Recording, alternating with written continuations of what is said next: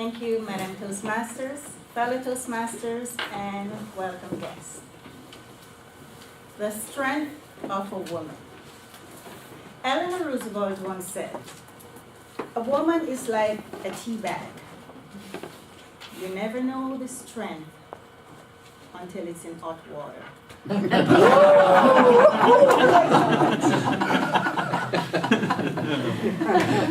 Ladies and gentlemen, my strength has been tested as a wife. My husband got laid off from his job and he got severance.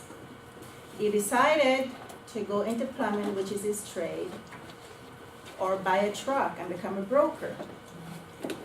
Well, he said the plumbing company doesn't pay on time, so he's going to buy a truck and become a broker. So he did. Months pass. He does not get paid on time. And each time the rent is due, the superintendent would put a sticky note on the door for all to see that we cannot pay our rent. So I came home one day planning to pay the rent, and I said, "Where is the rent?" He didn't get paid. "So when will you get paid?" "I don't know." I said, "This cannot continue. We have to have a talk with this manager."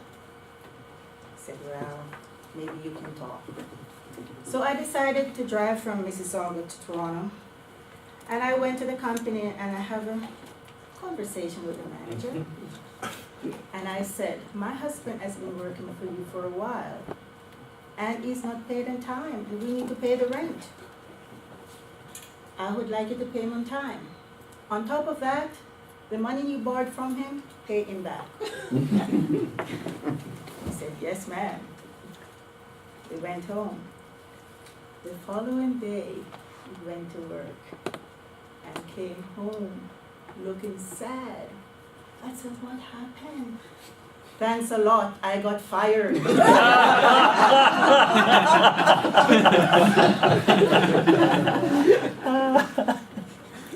I did not skip a beat. I said, "Don't worry. You have a few customers. I will do the invoices. Get some more customer. I will do the accounting. You get the job." Over 20 years later, ladies and gentlemen, I am still doing the accounting.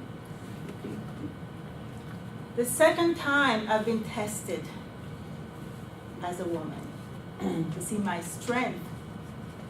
My daughter came home from university and became very disrespectful, argumentative, talking back. As a young lady, I don't know what they taught you at that university. But loving me is between you and God. But disrespecting me in my house, it's not gonna happen, not on my watch. I warned, I gave ultimatum, and she smart enough for a while. After a few months, she started. If I said A, she doesn't just say B. She go all the way to Z.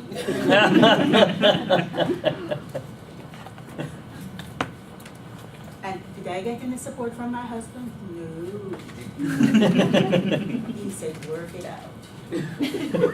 After many stressful times, I put a check of $1,200 on the table and said, "Find a place. You have your job, you have your education, you have your car, find a place." She did. I was modest for months. The third time I've been tested as a woman. My son.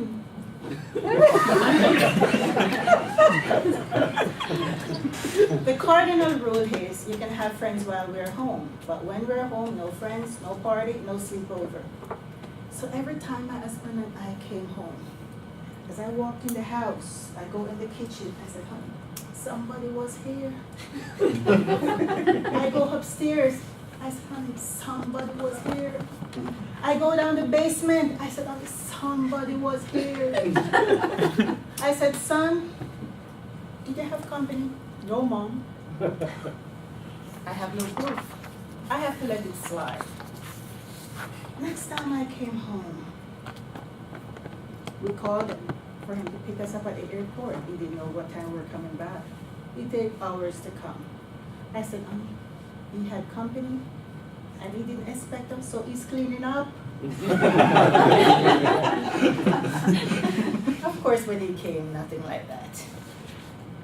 Another time I came home, I have a stool in the corner of the kitchen that no one uses. I just put stuff on it. It was in the middle of the kitchen. I said, son, somebody was sitting on the stool. He said, no, mom. So again, I have no evidence. I let it slide. I said, you're trying to fool us. But anything done in darkness will come to light.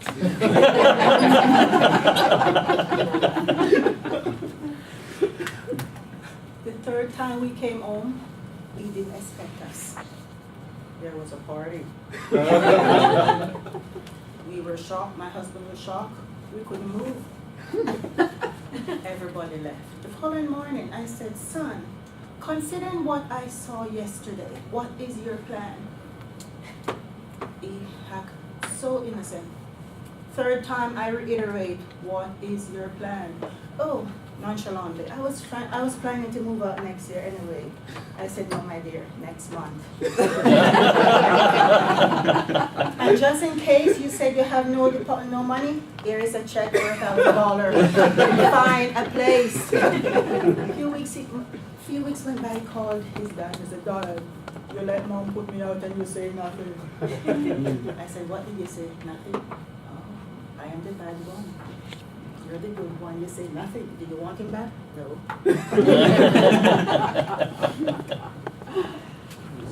Time went by. A call came. I heard the tone of it. It was not so good. My husband came up. I heard something, and I can't bear this burden alone. I have to tell you too. He said the girl is pregnant. Why am I not surprised? Whatever you do in darkness.